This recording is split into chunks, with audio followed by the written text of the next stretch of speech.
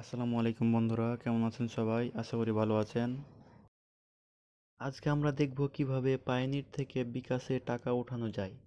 আগের ভিডিওতে দেখিয়েছিলাম কিভাবে বিকাশের মাধ্যমে পায়োনির অ্যাকাউন্ট খুলে এবং বিকাশের সাথে কানেক্ট করতে হয়।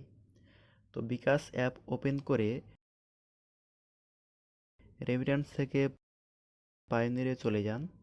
এখানে আপনার কানেক্টেড অ্যাকাউন্টটি দেখতে পাবেন, হিডেন কাস্টমার আইডি এবং মেইল সহ।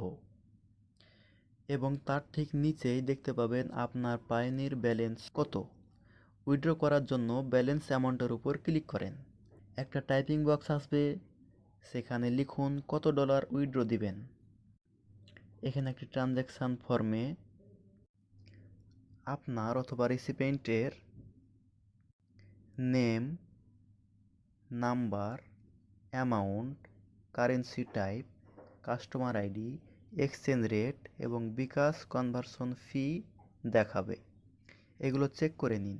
সব ঠিক থাকলে নেক্সট বাটনে চাপ দেন। আপনার ফোনে একটি কোড যাবে, সেটা এখানে বসান। অনেক সময় ওটিপি মেসেজে না দিয়ে কল দেয়।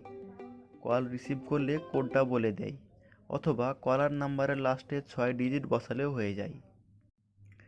কিন্তু কোড বা কল না আসলে নিচের রিসেন্ড লেখাটার উপর ক্লিক করেন। এইবার কোড আসলে কোডটি বসিয়ে নিচ থেকে প্রসিড বাটনে ক্লিক করেন। এবার ডায়লগ বক্সে একটি ফর্ম দেখাবে উইথড্র রিকোয়েস্ট সাবমিটেড বলে। একটি নোটিফিকেশনও পাঠাবে এবং মুহূর্তের মধ্যেই সেটা অ্যাকসেপ্ট করে নেবে এবং আপনার ব্যালেন্সে অর্থাৎ বিকাশের ব্যালেন্সে টাকাটি যুক্ত হয়ে যাবে। সাথে সাথে বিকাশে একটি নোটিফিকেশন আসবে, ইনবক্সে একটি মেসেজ আসবে এবং মেইলে একটি মেইল পাঠাবে তারা ট্রানজ্যাকশান স্টেটমেন্টের।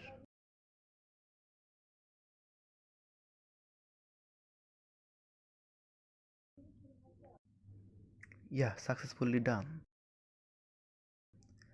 See that there is no balance in my Payoneer account.